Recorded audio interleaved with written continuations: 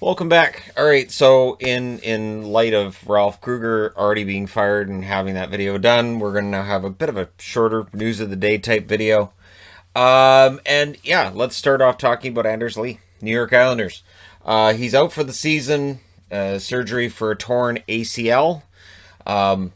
More than $7 million in cap space is available to the Islanders at the trade deadline because Anders Lee will go on long-term injured reserve. They'll have cap space to be able to add at the deadline. Insert Taylor Hall reference here. I don't know that Lou Lamoriello would necessarily go out and pick up Taylor Hall, but at the deadline, we'll see what they do because Lou hasn't ruled it out, which means he's probably going to add at the deadline. The Islanders have an excellent record and a very strong division. This feels like it could be a really big year for the Islanders. I don't think they want to waste it. And so hopefully Anders Lee comes back healthy and ready to go in October when next season gets going. But at this point, the Islanders will be without Anders Lee rest of this season, and odds are they'll bring somebody in for a replacement.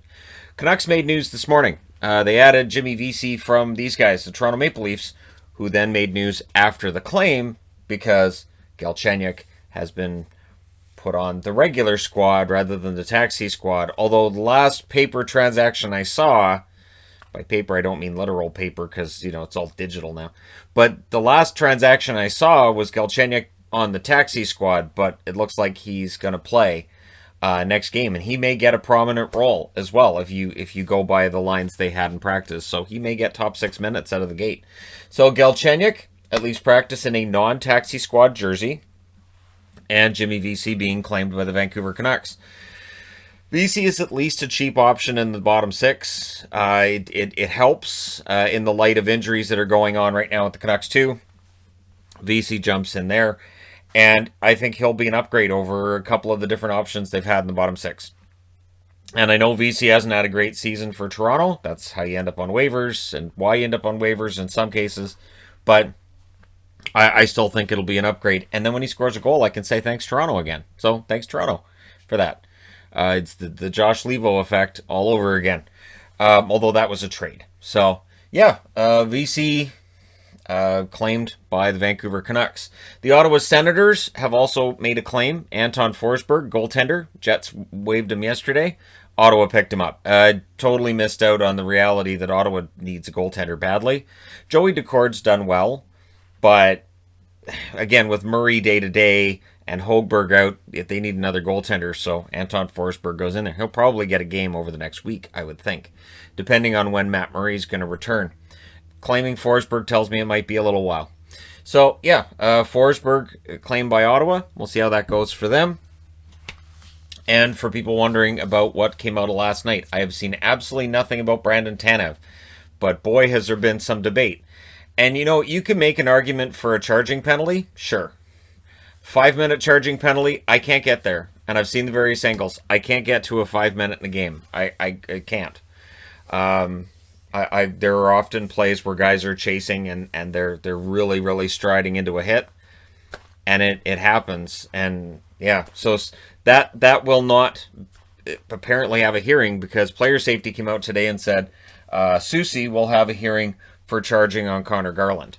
What was interesting to me about that too was that Garland gets hit, but the Minnesota announcers were talking about how Garland kind of looked like he maybe sold it a little bit here and there, and it's got me wondering if there's a belief around the NHL that Connor Garland does sell hits and try to go for penalties, because this isn't the first time I've heard it this year.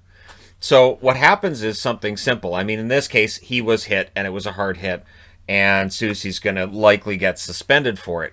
But if Garland does kind of have a reputation for going down kind of easily, referee catches something out of the corner of his eye, he might be less likely to make a call if he feels like maybe Garland's trying to make that penalty take place. So I'll keep an eye on that because, of course, I'm watching every feed, every game that I can as much as possible, being one person and all. Just one person still. But it is interesting to me that there's more than one broadcast now where I've heard something about Garland maybe trying to sell a little bit. So we'll see. And again, I'm sure he's not the only one in the NHL. There are players that do it. And I've said before, hey, if you sell it a little bit and the other team gets the penalty, then that might be on the ref more than on the player who did what he had to do to get the power play. You got your team the power play. So we'll see. But with Soucy, we'll see how many games he's out. I'll say 2. I'll say 2 for that one on Garland. I'll just throw a prediction out there, and then if it ends up being 1, it's 1. But that was an ugly one. And then, of course, when Soucy got back on the ice, Lawson Krause ended him. And, yeah, so we'll see how that... And notice, Krause was not mentioned by player safety either. So he got the 2-minute instigator. He did get a game misconduct. Nothing further from the National Hockey League. So, the league looking at the charging on Garland, although that was called as elbowing, wasn't it? But anyway, sometimes what they call as the penalty, there's 3 or 4 different things you could call it as, right? But yeah, so Soucy's going to have a discussion with player safety today, and we'll see how that goes. And yesterday this came out, and I've been looking at this. I still don't know how I feel about this. So the NWHL is coming back to play their semifinal and their final, right? At the end of this month. It seems like a really odd time for the founder of the league to say, I'm out of here. It seems like a really odd time for somebody who has an ownership stake, or at least an advisor to the owner, part of an ownership group of 4 teams in a league of 6, to step down. Danny Ryland Kearney, who was the founder of the league, has done exactly that. And apparently it's an amicable split. Just the timing to me seems off. If you're going to step down, why not wait until after the final and step down?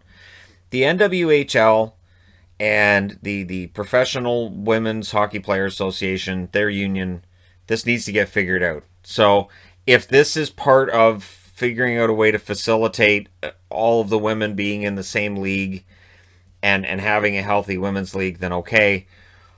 But we'll see. Again, she was the former commissioner, she was the founder of the league, and she stepped down. So, yeah, I've seen some saying it's too bad and she'll be missed, and I've seen some saying this is a sign things are going to get better with the women's union, and maybe this will be the start of something better. I haven't seen anything to tell me that one side or the other isn't genuine. I haven't seen anything to tell me one side or the other's more right. And, yeah, I wish her all the best. And for the NWHL, it would be nice to see a healthy women's league that everyone can rally around. So, yeah, there you go. Yeah, thank you guys so much for watching, for all your support. As always, let me know your thoughts regarding any of these items in the comment section below. As always, if you've not already hit the like and subscribe buttons, I'll wait. That's enough time. You haven't hit it, you're probably not going to hit the like or subscribe button, are you? All right, that's fine. That's good. So yeah, thank you guys so much for all your support. And hey, thank you guys so much for everything. I will talk to you again soon.